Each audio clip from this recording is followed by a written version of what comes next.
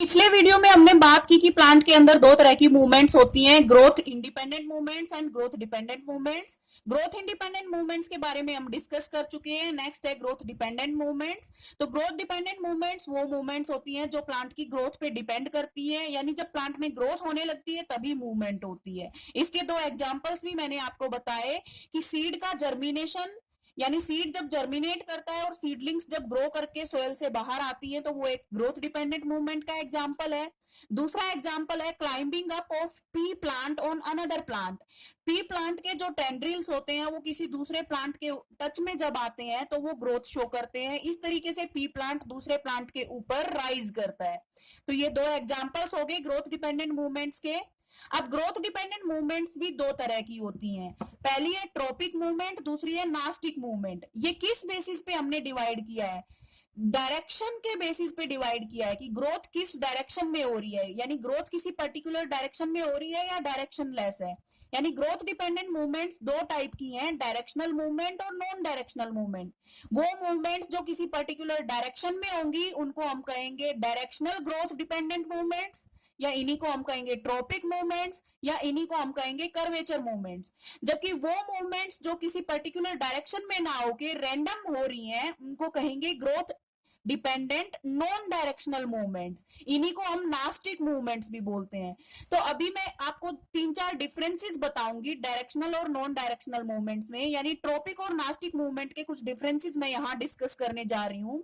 सबसे पहला डिफरेंस तो यही हो गया कि जो ट्रॉपिक मूवमेंट्स होती है वो डायरेक्शनल होती है, यानी वो किसी पर्टिकुलर डायरेक्शन में ही होंगी। या तो वो मूवमेंट स्टिमुलस की तरफ होंगी या स्टिमुलस के अगेंस्ट डायरेक्शन में होंगी। जबकि नास्टिक मूवमेंट्स किसी डायरेक्शन को फॉलो नहीं करती। इस पॉइंट को ऐसे भी समझा जा सकता है कि ट्रॉपिक मूवमेंट को स्टिम्युलस की डायरेक्शन से फर्क पड़ता है। स्टिम्युलस कहां से दी जा रही है, किस डायरेक्शन से दी जा रही है, इस पे ट्रॉपिक मूवमेंट डिपेंड करती है। जबकि नास्टिक मूवमेंट जो होती है उसको स्टिम्युलस की डायरेक्शन से कोई फर्क नहीं पड़ता है। ये मूवमेंट्स नॉन डायरेक्शनल होती हैं। इसके बाद कुछ और डिफरेंसेस मैं बताऊं यहां आपको। ट्रॉपिक मूवमेंट्स जो ऑर्गन्स शो करते हैं, प्लांट के वो ऑर्गन्स जो ट्रॉपिक मूवमेंट शो करते हैं वो फ्लैट या एसिमेट्रिकल होते हैं।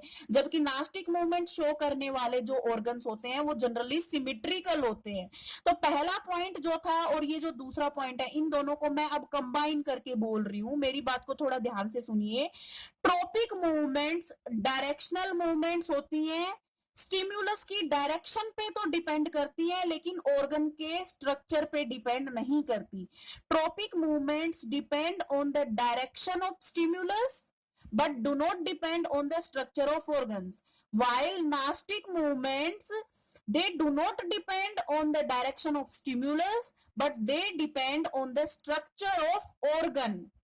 ट्रोपिक मूवमेंट स्टिम्युलस कहां से आ रही है इस बात पे तो डिपेंड करती है, लेकिन जो ऑर्गन मूवमेंट शो करेगा उस ऑर्गन की शेप और उसका स्ट्रक्चर कैसा है उस पर डिपेंड नहीं करती।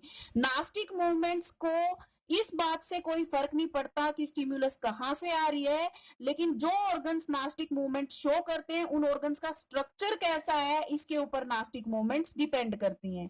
नेक्स्ट जो डिफरेंस है वो ये है कि ट्रोपिक मूवमेंट्स के अंदर स्टिम्युलस जो होता है वो डिफ्यूज्ड होता है, मल्टीलेटरल होता है।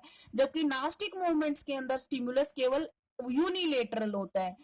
अब मैं एक एक एग्जांपल आपको बताऊं। नास्टिक मूवमेंट का एग्जांपल देखिए, कुछ फ्लावर्स होते हैं वो ग्रोथ शो करते हैं। पहले हम देखते हैं कि फ्लावर एक बड की फॉर्म में होता है, फिर वो फ्लावर जो होता है उसको प्रॉपर सनलाइट मिलने पे वो ग्रोथ शो करता है तो वो ओपन होने लगता है। तो ये नास्टिक मूवमेंट होगी। ट्रॉपिक मूवमेंट का एग्जांपल देखिए आप। ट्रॉपिक मूवमेंट जो होती है उसका एग्जांपल मैं यहाँ पे कुछ एग्जांपल्स दिए हुए हैं, ये सारे एग्जांपल्स मैं आपको वन बाय वन डिस्कस करूंगी।